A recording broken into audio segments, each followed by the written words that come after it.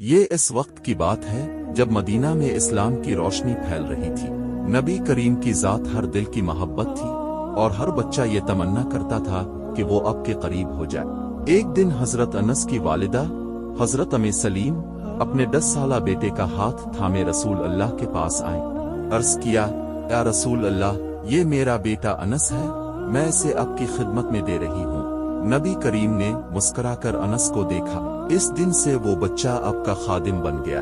10 سال؟ جی ہاں، پورے 10 سال حضرت انس نے نبی کی خدمت کی۔ وہ کہتے ہیں ان 10 سالوں میں نبی نے کبھی نہیں کہا کہ یہ کیوں کیا، یہ کیوں نہیں کیا۔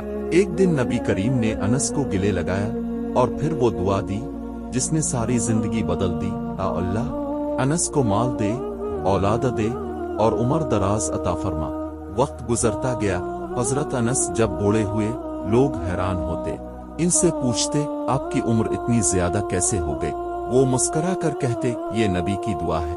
حضرت انس کے بیٹے، پوتے، نواسے اتنے زیادہ تھے کہ لوگ گن نہ سکے۔ ان کے باغ اتنے زرخیز ہوئے کہ ہر سال 2 بار پھل دیتے۔